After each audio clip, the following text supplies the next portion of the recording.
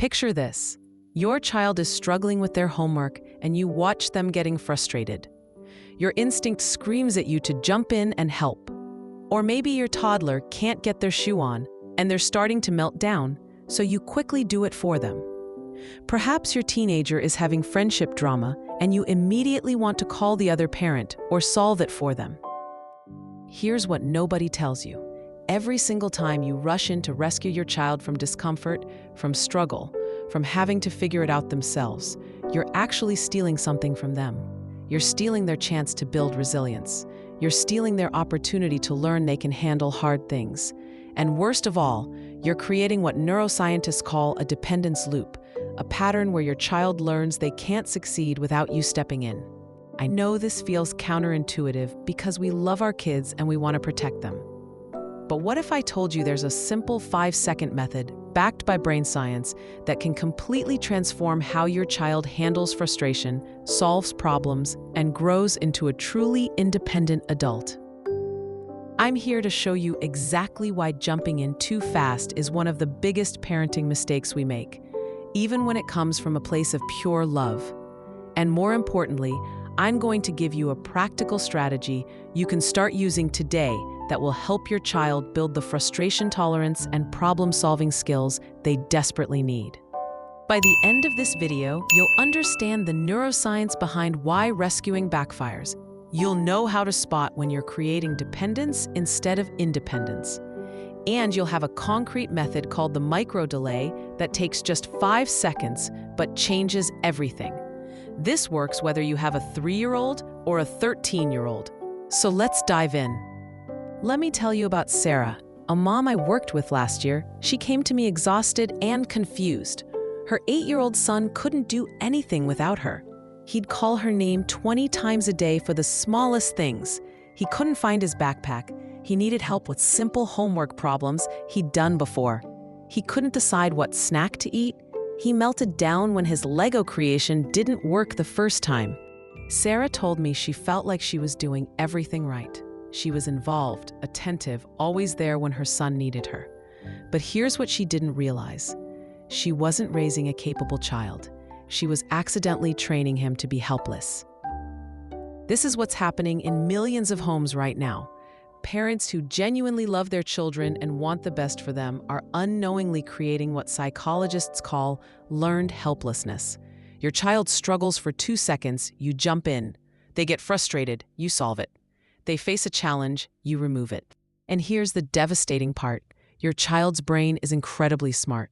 It learns patterns fast. When you consistently rescue them from discomfort, their brain creates a neural pathway that says, I don't need to figure this out myself because someone will do it for me.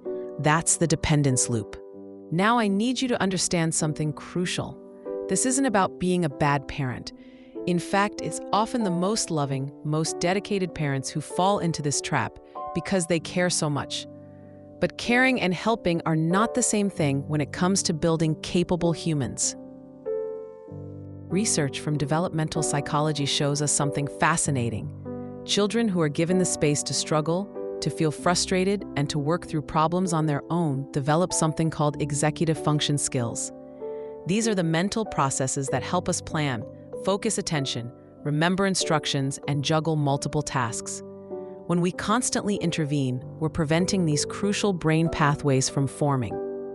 Think about it this way. Every time you tie the shoe your child could learn to tie, every time you finish the sentence they're struggling to say, every time you do the project they should figure out themselves, you're sending a powerful message. The message is, I don't think you can handle this. And your child hears that message loud and clear. The worst part? This pattern doesn't just affect childhood. Studies tracking kids into adolescence and young adulthood show that children who were excessively rescued grow into teenagers and adults who struggle with anxiety, avoid challenges, and have difficulty coping with setbacks. They never learned that discomfort is temporary and that they have the internal resources to handle hard things. But here's the good news. Once you understand what's happening, you can change the pattern starting today. And it doesn't require you to suddenly become a hands-off parent or let your child struggle endlessly. It's much simpler than that. Let's talk about what's actually happening inside your child's brain when they struggle and you don't immediately rescue them. This is where the science gets really fascinating, and it's completely changed how you view those moments of frustration. When your child encounters a challenge, whether it's building a tower that keeps falling or solving a math problem that's tricky, their brain releases a small amount of cortisol. That's the stress hormone. Now, before you panic and think stress is bad, understand this. Small amounts of manageable stress are actually essential for brain development. Here's what happens next, and this is critical. If your child pushes through that discomfort and figures something out on their own, their brain gets flooded with dopamine. That's the reward chemical. This creates what neuroscientists call a success pathway. The brain literally rewires itself to say, I felt uncomfortable, I pushed through, and I succeeded. I can do hard things. But when you jump in and rescue them before they have that breakthrough moment, you're interrupting this entire process. The cortisol was released, the challenge was presented, but then you removed it before their brain could complete the circuit. No problem solving, no dopamine reward, no success pathway formed. Instead, what gets reinforced is a different pathway. It says, when things get hard, someone else solves it for me. I don't need to tolerate discomfort because relief comes from outside, not from within. This is the dependence loop at the neural level. There's another crucial piece to understand. The prefrontal cortex, that's the part of the brain responsible for executive function, planning, and emotional regulation. It develops through use. Just like a muscle that grows stronger when you exercise it, your child's prefrontal cortex gets stronger every single time they have to regulate their emotions, plan their approach to a problem, or persist through frustration. When you constantly step in, you're essentially doing prefrontal cortex exercises for them. Imagine if you wanted your child to build physical strength, but you lifted all their weights for them. That's exactly what's happening cognitively when you solve all their problems. Research from the University of Minnesota followed children for over a decade and found something remarkable. Kids who were given appropriate struggles in early childhood, whose parents didn't rush in to fix everything, showed significantly higher resilience, better emotional regulation, and stronger problem-solving abilities all the way through high school. The brain is looking for evidence of what it can handle. Every time your child works through something difficult, even something small like opening a stubborn container or figuring out how two toys fit together, you're giving their brain evidence that they're capable. You're building what psychologists call self-efficacy, the belief in one's ability to succeed. This is why the solution isn't complicated. You don't need special tools or expensive programs. You just need to understand when to pause, when to give that struggle space to do its job, and when to step in with support versus taking over completely. Now let me give you the practical strategy that changes everything. I call it the micro-delay method. And it's so simple, you'll wonder why nobody taught you this before. But don't let the simplicity fool you. This technique is grounded in decades of research on child development, and it works whether your child is 2 or 17. Here's how it works. The next time your child encounters a struggle or asks for help, you pause for 5 seconds before responding. That's it, 5 seconds. But in those 5 seconds, magic happens. During this brief pause, you're giving your child's brain the chance to activate its problem-solving systems. You're sending the message, I trust you to handle this. And most importantly, you're resisting that powerful parental instinct to immediately rescue them from discomfort. Let me break down exactly what this looks like in real situations.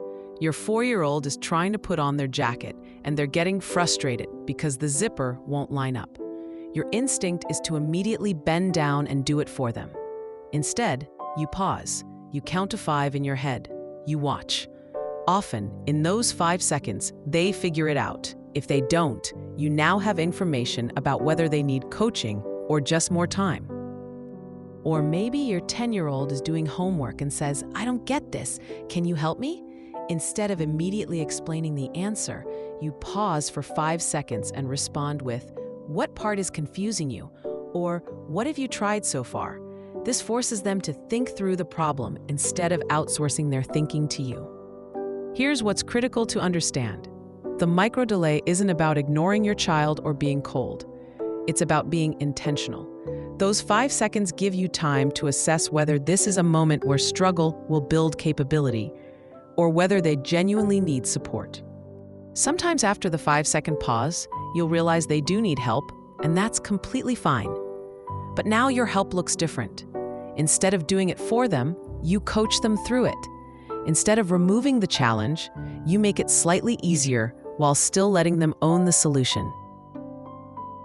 Let me give you the exact language that works. After your micro-delay, try these phrases. I see you're working hard on that. What's your plan? Or, that is tricky. What do you think you could try? Or, I believe you can figure this out. I'm here if you need me. These statements do something powerful. They communicate confidence in your child's abilities while still offering your presence and support. The beauty of this method is that it scales. It works for toddlers learning to use a spoon and teenagers navigating social conflicts. The principle stays the same. Pause before rescuing. Give struggle some space. Trust the process. Now I know what some of you are thinking. What if they have a complete meltdown during those 5 seconds? What if the frustration gets too big? That's exactly what we're going to address next. Here's the question every parent asks me. How do I know when struggle is productive versus when my child actually needs me to step in? This is the most important distinction you'll learn today, because getting this wrong in either direction causes problems. Let me be crystal clear. There's a huge difference between struggle and suffering. Struggle is productive. It builds capability. Suffering is destructive. It overwhelms the nervous system and shuts down learning. Your job as a parent is to learn to tell the difference. Here's how you recognize productive struggle. Your child is frustrated but still engaged. They might huff, they might furrow their brow, they might try something multiple times, but they're still in problem-solving mode. Their body language shows effort, not shutdown. This is the sweet spot. This is where growth happens. Do not interrupt this. Now here's what suffering looks like. Your child completely disengages. They throw things. They collapse into tears that escalate rather than come in waves. Their body language shifts from "this is hard" to "I'm completely overwhelmed." They might say things like "I'm stupid" or "I can't do anything right." This is when you step in, not to solve the problem, but to co-regulate their nervous system first. There's actually a name for this sweet spot between too easy and too much. Psychologist Lev Vygotsky called it the zone of proximal development. It's the space where a task is challenging enough to promote growth, but not so difficult that it causes shutdown. Your goal is to keep your child in this zone as much as possible. Here's a practical way to gauge it. If your child is still trying after your 5-second micro-delay, stay back. If they've made 3 genuine attempts and are escalating emotionally, that's your cue to offer support. Not to take over, but to break the challenge into smaller pieces or provide one piece of guidance that helps them continue. Let me give you a real example. Your 6-year-old is trying to build something with blocks and it keeps falling. After 5 seconds, they're still adjusting, still trying different approaches. That's struggle. Stay back. But if after a few attempts they start crying and saying, "I hate blocks, I'm terrible at this," they've crossed into suffering. Now you step in, but here's how you do it right. You don't build it for them. Instead, you say, "I can see this is really frustrating. Let's take a breath together." You co-regulate first. Then you might say, "What if we made the base a little wider? Do you think that might help?" You're offering a strategy, not a solution. You're coaching, not rescuing. The key is this. When you step in during suffering, your goal is to bring them back into the struggle zone, not to eliminate the challenge entirely. You're adjusting the difficulty level down just enough that they can re-engage their problem-solving brain. Here's another important factor. Age and temperament matter. A 3-year-old has a much shorter frustration tolerance window than a 10-year-old. A highly sensitive child might need more co-regulation support than a child with a naturally calm temperament. You're not being inconsistent by adjusting your approach. You're being attuned. The more you practice reading these signals, the better you'll get at knowing exactly when to stay back and when to step in. And that discernment is what separates responsive parenting from either helicopter parenting or neglectful parenting. Maybe you're watching this and thinking, oh no, I've been doing this wrong for years. My child is already stuck in a dependence loop. Is it too late? Let me give you the answer you need to hear. It's absolutely not too late. The brain is neuroplastic, meaning it can rewire itself at any age. But I'm not going to lie to you. Breaking an existing pattern is harder than preventing one from forming in the first place. Here's what you need to understand. If your child has learned to depend on you for things they should be able to do themselves, they're going to resist when you change your approach. And that resistance is actually a good sign. It means they're being pushed out of their comfort zone, which is exactly where growth happens. Let me walk you through how to reset this pattern. First, you need to have a conversation with your child that's appropriate for their age. For younger kids, you might say, I realized I've been helping you too much with things you can actually do yourself. I'm going to start giving you more chances to figure things out because I know you're capable. For older kids and teens, you can be more direct. I've been jumping in to solve problems that you need to learn to solve yourself. And I'm going to change that because I want you to feel confident in your abilities. Expect pushback. Your child has been getting the easy path, and now you're asking them to take the harder road. They're going to say, but you always help me with this. Or, why won't you just do it? This is where you hold firm with loving language. I know this feels different, and that's uncomfortable. I believe you can handle this, and I'm going to give you the chance to prove it to yourself. Here's the strategy that works. Start small. Don't suddenly stop helping with everything all at once. Pick one area where you know your child is capable but dependent on you. Maybe it's getting dressed in the morning, or packing their own backpack, or solving friendship conflicts without your intervention. Focus on that one area first. Use what I call progressive independence. The first time, you might stay in the room, but use your micro delay before offering any help. The next time, you increase the delay to 10 seconds. Then you leave the room but stay nearby. Then you give them full independence. You're gradually transferring ownership of the task back to them. Here's what this might look like practically. Let's say your 9-year-old always calls you to help with homework. Starting today, when they call for help, you use your 5-second pause. Then respond with, I'll come check on you in 5 minutes. See what you can figure out before then. Often, they'll have solved it before you even come back. If they haven't, you coach rather than solve. Now here's the critical part that most parents miss.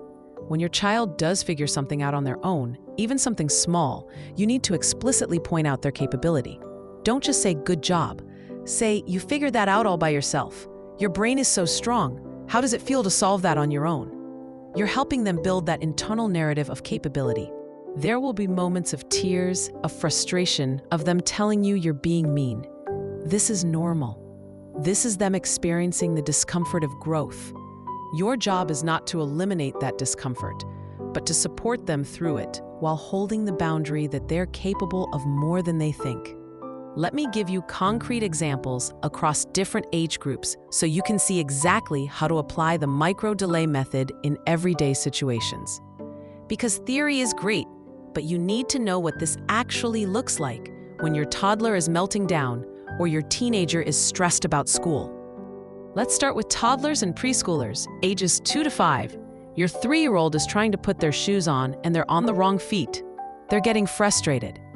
Old approach, you immediately fix it. New approach, 5-second pause. Watch. Often they'll notice themselves or keep trying. If after the pause they're escalating, you say, I noticed something about those shoes. Can you figure out what's different? You're guiding their attention, not solving it for them. Or your 4-year-old can't open their snack container. Instead of immediately opening it, pause and say, that's a tricky one. What could you try? Should we try twisting or pulling? You're teaching problem-solving process, not just opening containers.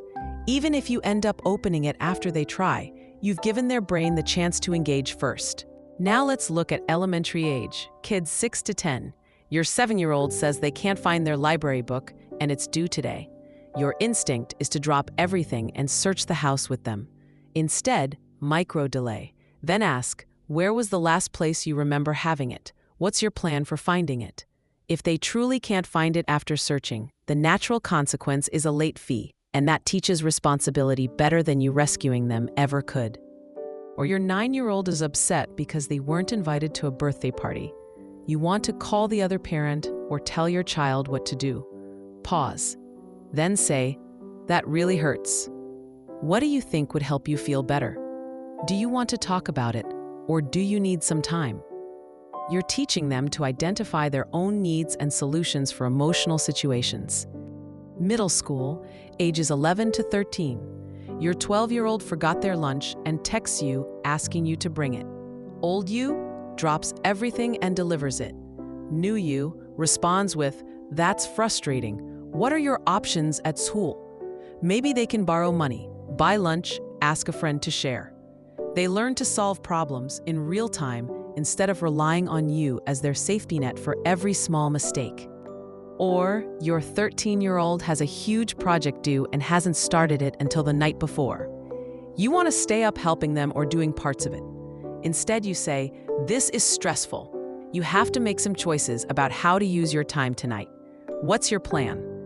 They might get a bad grade. That consequence teaches time management far better than you rescuing them. And the stakes are still low enough that it's a valuable lesson. High school, ages 14 to 18. Your 15-year-old is having friendship drama and wants you to message the other parent. Pause. Ask, "What do you want to happen here? What have you considered trying yourself first?" Most teen social situations need to be worked out between the teens, not managed by parents. Your 17-year-old is stressed about college applications. Instead of editing their essays or filling out forms for them, you say, "This is your process. I'm here to review if you want feedback, but this is your story to tell and your responsibility to manage." It's uncomfortable to watch them struggle, but they're about to be adults. They need these skills now. The pattern is the same regardless of age. Pause before rescuing. Ask questions that activate their problem solving. Offer support without taking over. Let natural consequences teach when appropriate. Let's talk about what you're actually creating when you use the micro-delay method consistently. Because this isn't just about getting your child to put on their own shoes or do their homework without you. This is about who they become as adults. This is about their entire future. When you give your child the gift of productive struggle, you're building something psychologists call an internal locus of control. That's a fancy term for a simple concept. It means your child believes that their actions determine their outcomes. They don't see themselves as victims of circumstance or dependent on others to make things happen. They see themselves as capable agents in their own lives. Compare this to children who are constantly rescued. They develop an external locus of control. They believe that outcomes depend on luck, on other people, on factors outside themselves. When something goes wrong, they don't think, "What can I do differently?" They think, "Someone should fix this for me." You can see how this plays out disastrously in adulthood. Let me paint you two pictures. Picture an 18-year-old heading off to college who has been rescued their entire childhood. They get to their dorm and face their first real challenge. Maybe the roommate is difficult, or a class is harder than expected, or they're managing their own schedule for the first time. What do? They call mom and dad constantly. They want someone to fix it. They might even come home because they can't cope with the discomfort. We're seeing this epidemic on college campuses right now. Record numbers of students are struggling with basic independence and resilience. Now picture an 18-year-old who has been allowed to struggle appropriately throughout childhood. They face that same difficult roommate or hard class. They feel frustrated, sure, but they also think, "Okay, what are my options here? What have I overcome before that's similar? What can I try?" They have a deep internal belief that they can figure things out because they've been doing it their whole life in age-appropriate ways. The research backs this up in powerful ways. Studies from the University of California found that young adults who had over-involved parents showed higher rates of anxiety, depression, and lower life satisfaction. Meanwhile, those who had been given appropriate independence showed better emotional regulation, higher academic achievement, and stronger interpersonal relationships. Here's what else you're building: frustration tolerance. This is the ability to sit with discomfort without falling apart or needing immediate relief. In our instant gratification culture, this skill is becoming rare and incredibly valuable. Adults with high frustration tolerance are better employees, better partners, better parents themselves. They can delay gratification, persist through challenges, and maintain composure under stress. You're also building genuine self-esteem, not the fake self-esteem that comes from everyone telling you you're special and getting participation trophies. Real self-esteem comes from evidence. When your child has a mental library full of times they struggled and overcame something, they develop authentic confidence. They know they're capable because they've proven it to themselves repeatedly. Think about the alternative. Children who are constantly praised but never challenged develop what's called fragile self-esteem.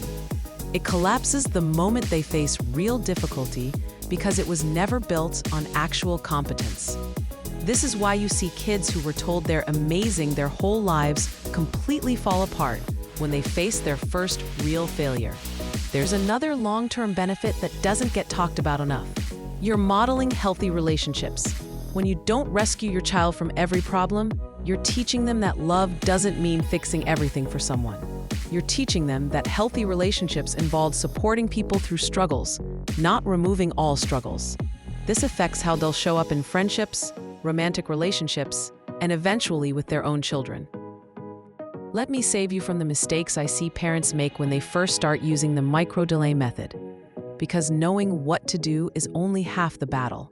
Knowing what not to do is just as important, and these pitfalls can sabotage your progress if you're not aware of them. Mistake number 1, going cold turkey. Some parents hear this information and immediately stop helping their child with everything all at once. They go from doing everything to doing nothing overnight. This is too jarring. Your child experiences it as rejection, not as confidence in their abilities. Remember, we talked about progressive independence. You need to gradually transfer responsibility, not yank it away all at once. Here's what this looks like. If you've been tying your 6-year-old's shoes every day for years, you don't suddenly refuse to help at all tomorrow. You start by doing it together. Then you do the hard part and let them finish. Then you coach them through it verbally. Then you watch without helping. It's a gradual release of responsibility that feels supportive, not abandoning. Mistake number 2, being inconsistent. You use the micro-delay when you're patient and have time, but when you're rushed or stressed, you go back to doing everything for them. I get it. Life is hectic, but inconsistency confuses your child's brain. They can't form new neural pathways if sometimes you rescue them, and sometimes you don't. They just learn that if they wait long enough or push hard enough, you'll eventually cave. The fix: pick specific situations where you'll consistently use this method, even if you can't apply it everywhere yet. Maybe mornings are too chaotic, but after school is calmer. Maybe homework is your focus area, but you're still helping with other things. Be consistent in your chosen areas, then expand gradually. Mistake number 3, using the micro-delay as punishment. Some parents get frustrated with their child's dependence and use this method with an edge of anger or resentment.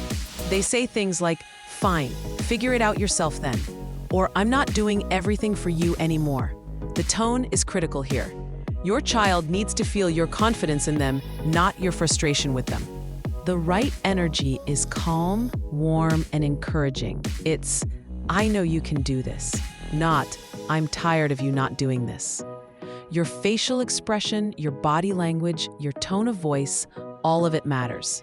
If your child senses you're angry or disappointed, they'll associate struggle with your displeasure instead of with their own growth. Mistake number 4, forgetting to acknowledge effort and progress. You're so focused on not overpraising or rescuing that you become completely hands-off emotionally.